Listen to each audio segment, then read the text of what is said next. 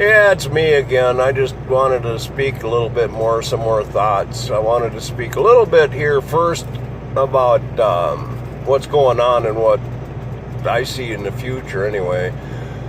Yeah, we're in trouble, folks. You know that they've got ads, of course everybody probably does, for ads for thousands, and the number changes depending on who you listen to for watching and tracking people. That's you and me. That's this whole thing about this woohoo flu and the vaccine, is to get that doggone RFID thing in you to track you. Well, that's the mark of the beast. I ain't taking it.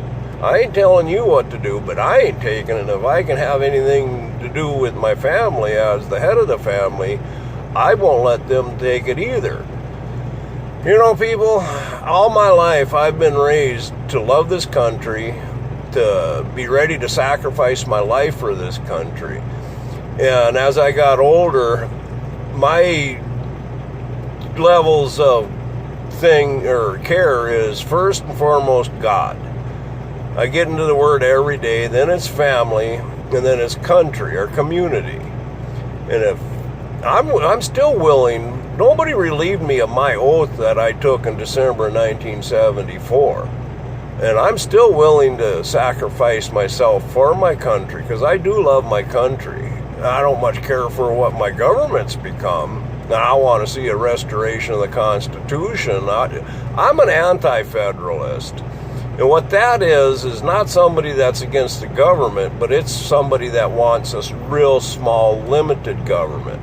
So when people talk about the Federalist paper, there's also the antithesis of that, and that's the Jeffersonian, if I remember right, and that's the anti-federalist. They wanted a small, decentralized federal government so that each and every state would be an autonomous region, and that's what I think it should be.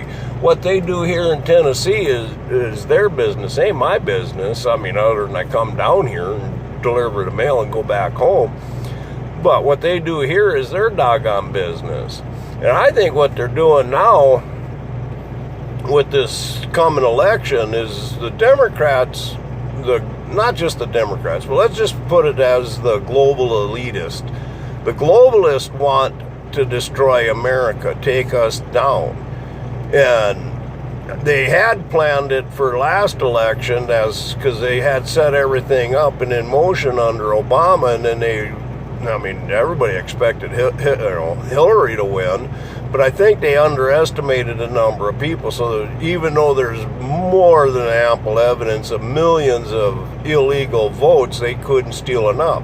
Well, now they got the pandemic, so now you're going to have mail-in votes. There ain't no stinking way Trump's going to win. I don't care what anybody says. You can't convince me Trump's going to win, because there's just no way you're going to doggone overcome the illegal votes.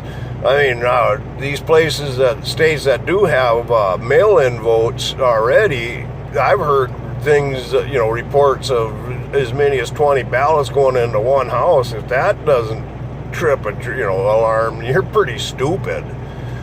But, you look at now, they're letting out the doggone criminals out of jail, and they want to put in the legal, the law-abiding people like me, that just want to be left alone and work for a living. Nah, you can't. You go home. You're not essential. Well, who's to say who's essential and not essential?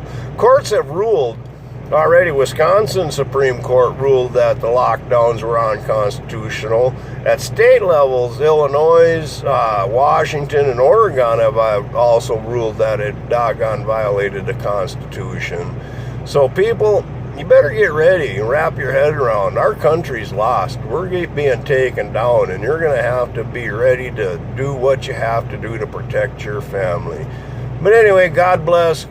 Keep your eyes on the horizon and your ears to the wind.